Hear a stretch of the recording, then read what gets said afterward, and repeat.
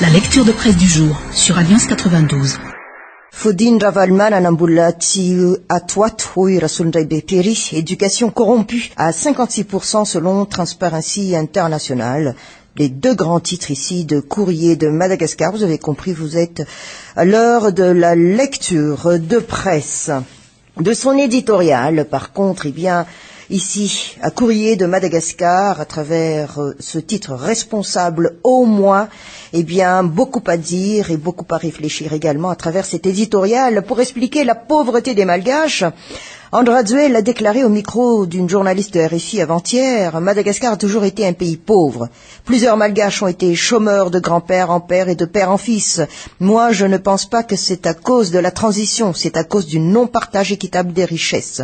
Une explication qui ne peut que faire bondir les observateurs étant donné le peu de cas qu'elle fait de ses responsabilités en tant que président d'une nation, nous dit ici Courrier de Madagascar. En effet, il aurait pu prendre des mesures drastiques à l'encontre de ceux qui, sous cette transition, ont considéré le pays, ses richesses ainsi que les caisses de l'État comme leur propriété, surtout qu'il prétendait et prétend toujours être l'homme du changement. Néanmoins, il a préféré se cantonner à ce laxisme dont ont profité les opportunistes de tous bords. Pire, nous dit ici l'éditorialiste de Courrier de Madagascar, des voix font même entendre qu'il serait complice ou au moins complaisant dans cette mise à sac organisée de Madagascar par le biais de laquelle des responsables au sein de ce régime transitoire ont vu leurs avoirs augmenter d'une manière exponentielle. Ainsi, en ce qui concerne le non-partage équitable des richesses, Raduel ne semble oublier qu'il a été à la tête du pays ces 5 dernières années sans y apporter même une ébauche de solution à ce problème. On peut même avancer que l'homme du changement dont il se targue d'être a grandement contribué à son aggravation à travers les faveurs qu'il a accordées à ses amis, à ses proches, à ses chouchous, sur lesquels il a fait pleuvoir les mannes de la transition. Certes, argumente encore ici l'éditorialiste Courrier de Madagascar, la pauvreté a toujours existé. Elle n'a pas pour origine cette transition. Mais Raduel devrait tout de même concéder qu'elle s'est aggravée sous cette transition, ne serait-ce qu'à cause du gel des aides et des financements de la part de nos habituels bailleurs de fonds, mais également et surtout à cause de la même mise des hommes du président entre guillemets sur les affaires nationales. Et ces derniers, des rapaces, qui accomplissent leurs forfaits, détournements et autres, en toute impunité, fort de ce laxisme et de cette complaisance en nos lieux, affirme ici Courrier de Madagascar. En somme, s'il n'est pas coupable, car n'étant pas à l'origine de cette pauvreté ambiante au sein de laquelle survit et croupit la grande majorité, il est responsable de son accentuation avec l'aide de ses chouchous entre guillemets, et s'il se permet de déclarer toujours au micro de la journaliste RFI que le bilan de la transition est positif, il le peut bien évidemment au vu des bénéfices conséquents que les privilégiés du régime se sont octroyés, nous termine ici l'éditorialiste de Courrier de Madagascar. Madagascar Matin, Campus Amboitsa, la grève contre paiement des bourses d'études, le grand titre. Énième grève au sein des facultés, énième rebondissement avec l'accélération du paiement des bourses. C'est comme si chaque fois on a besoin des échauffourées entre des forces de l'ordre diligentées et des étudiants exacerbés pour désamorcer un problème d'ordre administratif. C'est encore une fois l'université qui en perd un peu de sa réputation et la franchise universitaire bafouée correspond chaque fois à une chute dans l'opinion et du sérieux des universitaires et de la capacité des autorités à gérer une situation de conflit légende qui accompagne alors ce grand titre ici de Madagascar Matin. La politique aux politiciens, nous titre ici l'éditorialiste Madagascar Matin. Moi, dit le gourou, je m'occupe de l'âme des adeptes, je ne fais pas de politique. Arrive un dirigeant d'un club sportif, moi, dit-il, je fais de mon mieux pour que des jeunes s'épanouissent à l'intérieur de l'organisation, je ne me mêle pas de politique. Et ainsi de suite. Chacun de se défendre de faire de la politique, comme si en faire était honteux ou comme si on devait se culpabiliser du seul fait d'y tremper un petit doigt.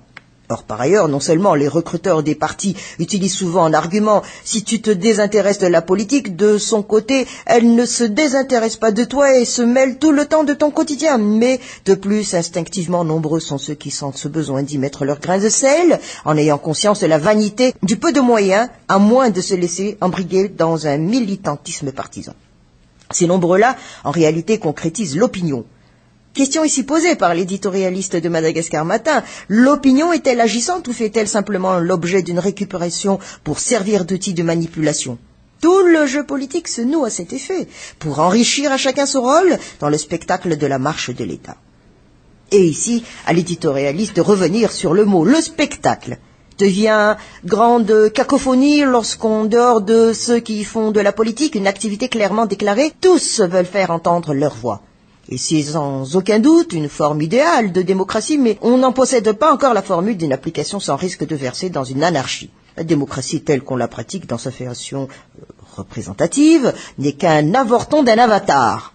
Mais c'est la formule qui peut fonctionner si on respecte les règles. Les règles sont simples et se résument en un principe: à chacun son job et les responsabilités seront claires, nous fait savoir, en rappel ici, l'éditorialiste de Madagascar Matin. Eh bien, l'irruption d'un nouveau concept que la société civile aurait pu affiner la progression vers une étape rapprochant davantage d'un idéal de la démocratie. Mais une fois encore, la reine politique a davantage fasciné comme sirène tentatrice qu'attiré des vocations avec une volonté d'élévation de l'être. Le sien est celui de tout un peuple. Et quand bavardage et profit particulier sont les maîtres mots de la politique, nous dit ici l'éditorialiste de Madagascar Matin, sur quel argument peut-on se baser pour interdire par exemple au personnel de l'armée, de la gendarmerie et de la police d'en faire? Évidemment qu'ils se défendent d'en faire, mais bien sûr qu'ils en font et intriguent à la manière de tous, ne serait-ce qu'en médiatisant le message pour dire qu'ils n'en font pas au moment même qu'ils traitent d'un sujet éminemment politique. Le journal La Vérité, initiation au bulletin unique, une course contre la montre pour la société civile, problème d'insécurité à Ambossar Sud, émeute devant le commissariat et menace de boycotter les élections. Voilà les deux grands titres ici donnés par le journal La Vérité. Mais de la propagande électorale, eh bien, au journal La Vérité de nous titrer « Des candidats brillent par leur absence ». Officiellement, eh bien, la CES a retenu 33 candidatures pour la course à la magistrature suprême de la 4e République, bien entendu. Eh bien, avec ce nombre pléthorique, l'on imaginait bien qu'une bonne partie d'entre eux ont postulé sans grande conviction d'être élus. D'autres ont été victimes de leurs propres calculs politiques ou ceux d'autrui. Et dans tous les cas, nous dit ici le journal La Vérité, les choses sont maintenant telles que sur les 33 candidats officiellement sur le départ, il y a un bon nombre qui sont totalement absents de la propagande électorale. Effectivement, nous dit ici le journal La Vérité, nous entrons maintenant dans la 2e semaine de propagande, mais ce sont quasiment les mêmes candidats que l'on entend sur les ondes, que l'on voit sur le petit écran ou dont on rencontre les caravanes dans la capitale ou dans les régions. Et pour le reste, silence radio. On ne sait si c'est la faute de moyens ou s'il avait été déjà convenu ainsi dès le départ, mais le fait est que certains des candidats en lice ne tentent même pas le minimum pour se faire connaître auprès de leurs électeurs. Aux yeux des observateurs et de la vie politique, les candidats à cette course sont répartis en 3 catégories bien distinctes, nous fait savoir ici le journal La Vérité. Ceux qui ne lésignent pas sur les moyens pour se faire entendre, jusqu'à éveiller les soupçons quant à l'origine de leur fonds de propagande, ceux qui font campagne mais le font timidement, et il y a ceux qui ne font même pas l'effort de faire des affiches à leur effigie. Et les observateurs ne peuvent évidemment qu'émettre des suppositions sur les véritables motivations de ces candidats entre guillemets fantômes qui ont joué le jeu jusqu'au bout, du moins avant que ne commencent les choses sérieuses. Le fait d'avoir gaspillé 250 000 francs sans daigner faire campagne peut ainsi paraître insignifiant pour les concernés, mais il constitue une insulte lancée à la face de ceux qui vivent avec moins de $1 par jour et qui composent actuellement environ 80% de la population, nous fait remarquer ici le journal La Vérité. Le journal Les Nouvelles, grève des étudiants, cette nouvelle arrestation et un blessé. Voilà le grand titre ici, donc donné par le journal, mais son éditorialiste aussi ne lésigne pas et fait appel ici auprès des candidats. Les électeurs auront voix au chapitre d'ailleurs, et le titre ici donné par l'éditorialiste du journal Les Nouvelles. Il y a 1000 façons de dire que vous êtes un bon candidat et que vous ferez un bon président. À vous entendre. Sur la scène de la campagne, sans conteste, quelques mois après votre élection, les Malgaches nageront dans le bonheur. Comme si vous étiez un magicien et encore un faiseur de miracles. Avec vous, la vie meilleure se profile déjà à l'horizon. Et malgré les échecs et promesses en l'air dans le passé, on essaie encore de vous croire et en avoir la foi en vous, les politiciens. L'espoir nous pousse à écouter votre projet de société et aller voter pour vous. D'ailleurs, nous sommes là pour ça. On n'a guère d'autre choix que de choisir l'un d'entre vous, le moment venu. Et si un jour le pays prolongera de nouveau dans la crise, nous aurons aussi notre part de responsabilité. Peut-être qu'on va de nouveau descendre dans la rue et réécrire une nouvelle page de la Révolution, mais nous n'en sommes pas encore là. Et pour être franc, plus personne ne veut revivre ces temps-là. En réalité, tout dépendra de vous. Toujours de cet éditorial du journal Les Nouvelles, on nous dit que l'histoire retiendra que beaucoup ont dirigé ce pays avant vous. Et la majorité ont échoué. Des leçons à tirer, des décisions qui risquent un jour de nous faire regretter, cela fait partie des enjeux. Que dire de plus sur ces 30 jours de propagande qui viennent à peine de démarrer? Un jeune homme qui votera pour la première fois de sa vie a suggéré une idée qui paraît à la fois difficile et impossible à réaliser. En fait, d'après lui, nous dit ici l'éditorialiste du journal Les Nouvelles, ce serait mieux d'avoir une photo de famille des 33 candidats bien avant, le 25 octobre. Loin de le contredire, mais durant les réunions entre la CENIT et les candidats, ces derniers n'ont jamais été au complet, constate ici l'éditorialiste du journal Les Nouvelles. Ces derniers n'ont jamais été au grand complet. Lors de la proposition du comité de la réconciliation malgache de signer la charte de la solidarité, beaucoup n'ont pas pris acte. Peut-être que c'est un autre moyen de dire qu'on se reverra lors de la campagne. Et pas plus tard qu'hier, un candidat était la cible d'une manœuvre déloyale. Coups bas et peau de banane sont les termes les mieux appropriés à ce comportement, nous fait savoir ici l'éditorialiste du journal Les Nouvelles. Peut-être aussi que tous les moyens sont bons pour battre son adversaire. Mais il ne faut jamais oublier une chose. Un tel geste malsain donne déjà une image de votre personnalité, une fois que vous serez élu président de la République. Les Malgaches ne sont pas nés de la dernière pluie. L'Express de Madagascar, Andraduel à la primature en option. Titre donné à sa une. Andraduel n'en fait pas une obsession, mais garde quand même un œil sur le palais de Mazorive.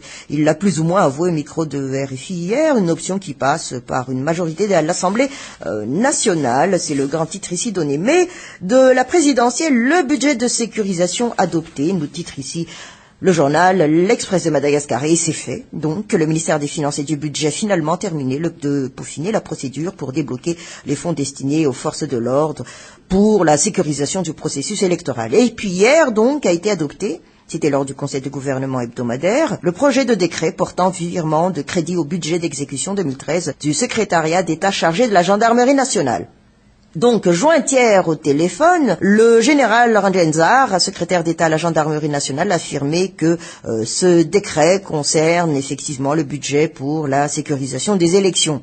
Et selon Béatrice Attala, eh bien, la somme allouée aux forces de l'ordre est de 7,5 milliards d'ariars. Et selon les explications du général Rangenzar, ce crédit est destiné à toutes les forces de sécurité. Il sera géré par le biais de l'état-major mixte opérationnel, mais le virement sera juste fait à la gendarmerie et ce fonds couvrira la sécurisation avant, pendant et après les élections. Mais on nous fait savoir également que la sécurisation de l'acheminement et de dépôt des bulletins uniques, la sécurisation des bureaux de vote, des matériels électoraux, de l'acheminement des résultats du scrutin, des bâtiments stratégiques, ainsi que la sécurisation des observateurs nationaux et internationaux font entre autres partie des requêtes de la CENIT. Et la somme prévue est le minimum, mais tout dépend de la possibilité de l'État. Et le financement de la sécurisation des élections est en effet supporté par le gouvernement malgache, jusqu'ici, a d'ailleurs déclaré le général Rakutormas. Mais on nous fait savoir aussi à travers cet article du journal L'Express de Madagascar, c'était que lors d'un point de presse, lundi, Andraduel, le président de la transition, a déclaré qu'une partie des recettes de la vente des stocks de bois précieux serait destinée au fonds de sécurisation des élections. Les crédits en plus seront les bienvenus, a indiqué le général Rangenzar. Le projet du président de transition pourrait cependant ne pas être opérationnel à temps pour couvrir la sécurisation des élections. Et pour vendre le stock de bois précieux, il prévoit de faire un appel d'offres international. Et lors d'une conférence de presse donnée donc à Ndar, Camille Vital, candidat à la présidentielle et ancien Premier ministre, a émis des réserves sur la pertinence de l'initiative du locataire d'Ambutruoj. Et je cite, « L'issue d'un appel d'offres international peut prendre au moins 15 jours, les transactions financières 10. En conséquence, il est fort probable que la recette des ventes de bois précieux ne soit pas disponible à temps en vue de la sécurisation du processus électoral. » Fin de citation. Midi Madagascar, hémorragie en quartière, brutalité sur les étudiants, c'est le grand titre ici donné. Et puisqu'on a parlé de Bois de Rose, eh bien, une mobilisation internationale, nous titre ici en page 3, Midi Madagascar, un projet de décret visant à vendre le stock de Bois de Rose, saisi sera soumis donc au Conseil des ministres ce jour. Et le Premier ministre refuse de le signer jusqu'à maintenant, a-t-on appris, il nous dit ici Midi Madagascar. L'Alliance Wargas s'oppose également à cette vente, qui ne considère pas les recommandations du comité de pilotage de gestion des bois précieux saisis et sécurisés. Et dans la foulée, une mobilisation internationale au niveau des bailleurs bilatéraux multilatéraux est évoquée, étant donné que Madagascar s'est déjà engagé à inscrire nos bois précieux dans l'annexe 2 de la CITES avec un embargo de 6 mois. Ainsi, pour l'Alliance Wargas, nous dit ici Midi Madagascar, cette période électorale n'est pas opportune pour vendre le stock saisi. Il y a trop de suspicions sur l'implication des hautes personnalités dans le trafic en vue d'un enrichissement personnel. En effet, eh bien, ces stocks ne sont pas inventoriés jusqu'à maintenant. Il faut lancer un appel d'offres international pour les vendre, et la transparence s'impose au niveau de leur prix, des recettes et de leur utilisation, via un compte spécial pouvant être audité. Et durant cette transition, la mauvaise gouvernance a pris de l'ampleur. Et les forces de l'ordre veulent 7 milliards d'ariars pour soi-disant sécuriser les élections, alors qu'ils ne font même pas aucun effort pour sécuriser les biens de la nation, nous dit ici Midi Madagascar. Les trafics de Bois de Rose se faisaient sous leurs yeux. Aucun trafiquant n'a été emprisonné. C'est pourquoi les sociétés civiles réclament la pénalisation de ceux qui ne prennent pas leurs responsabilités face à la dilapidation de la richesse nationale. Et on termine notre lecture de presse avec la Gazette de la Grande Île.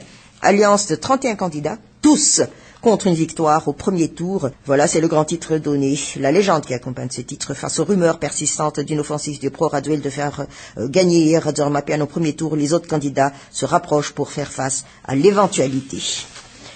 Mais de la corruption, en page 4, à la Gazette de la Grande Île, de nous dire revue du 10e rapport de Transparency International, le secteur de l'éducation à la loupe.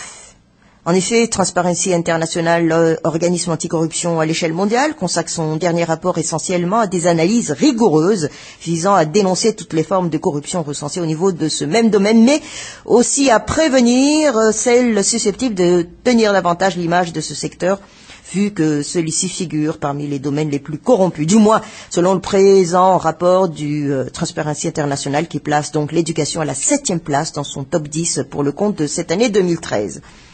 Et à noter, nous dit ici la Gazette de la Grande Île, que ce rapport mondial sur la corruption en milieu éducatif a fait l'objet de lancement officiel sur le plan international.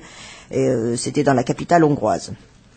Et puis, par ailleurs, une conférence a aussi été organisée ici à Madagascar.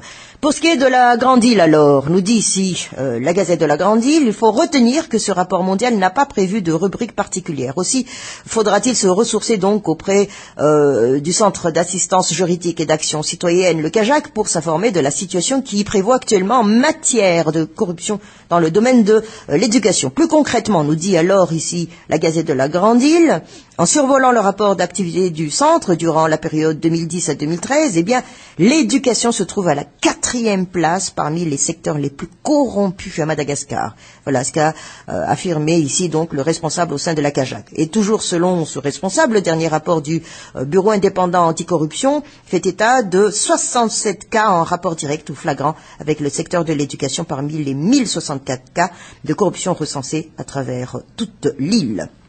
En tout cas, nous dit ici cet article de la Gazette de la Grande Île, le recrutement frauduleux d'enseignants au sein de la fonction publique, y compris l'intégration des maîtres FRAM, le détournement de fonds alloués aux projets de construction d'écoles, notamment les écoles primaires publiques, et autres pots de vin reçus par les responsables au niveau des différentes hiérarchies du système éducatif national, en l'occurrence les CISCO et les AP. Et pour se prémunir de ce fléau, ensemble donc, Transparency International et le CAJAC conseillent en particulier aux jeunes générations de faire preuve d'intégrité. Et pourvu, nous dit ici la Gazette de la Grande Île, que ces dernières disposent de laps de temps nécessaires pour s'appliquer à cet exercice-là.